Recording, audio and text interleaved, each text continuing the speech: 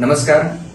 आज आपल्याकडे financial प्लॅनिंगसाठी doctor अक्षय Chipre sir MD medicine आहेत, ते आलेत. आता सरांची आमची फर्स्ट मीटिंग झाली, त्याच्यानंतर त्यांना जे काय आम्ही सजेशन दिले तर आपण सरांकडूनच एक फीडबॅक घेऊया की आपण जे त्यांना सजेशन दिले त्यामध्ये बजेटिंग असेल, रिव्ह्यू असेल, गोल बेस्ड प्लॅनिंग असेल, टॅक्सेशन असेल, तर त्याबद्दल सर तुम्हाला काय वाटतं की या मीटिंगला आल्यानंतर तुम्हाला काय गोष्टी माहिती झाल्या की ज्यामध्ये आपल्याला योग्य फायनान्शियल प्लॅनिंग करून की पुढे बजेटिंग असेल, टॅक्सेशन असेल, तर यामध्ये तुम्हाला काय फील झाला यामध्ये?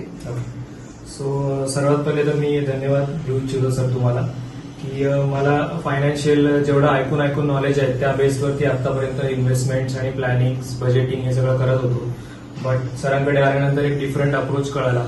15-20 वर्षानंतर होणारं इन्फ्लेशन ह्याचा फक्त आकडा ऐकून सध्या तरी भीती वाटते, बट सरांनी ते सांगितलं की इट्स पॉसिबल, कारण आपण ते प्लॅनिंग बेस जर का केलं तर मोठे आकडे सुद्धा छोटे वाटतील पुढे जाऊन.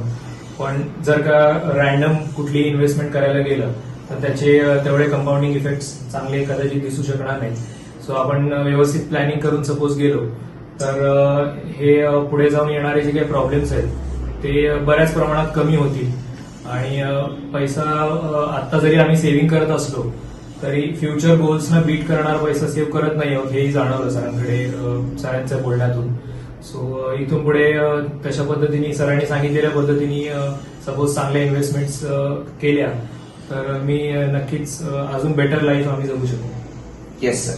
दुसरं आपण टॅक्सेशन बद्दल सरांना थोडंसं आम्ही गाईड केलं की मॅक्झिमम जे टॅक्स पे करत होते त्यामध्ये आपण टॅक्स सेव्ह कसा करता येईल, तर त्याबद्दल सर तुम्ही काय सांगाल टॅक्सेशन बद्दल? आपण करेक्ट वेनी टॅक्स कुठे एक्सपेन्सेस दाखवून, कुठे खर्च दाखवून आपण थोडेफार टॅक्सेस जिथे सेव्ह करू शकतो ते आपण डेफिनेटली सरांनी मला खूप चांगलं गाईड केलं.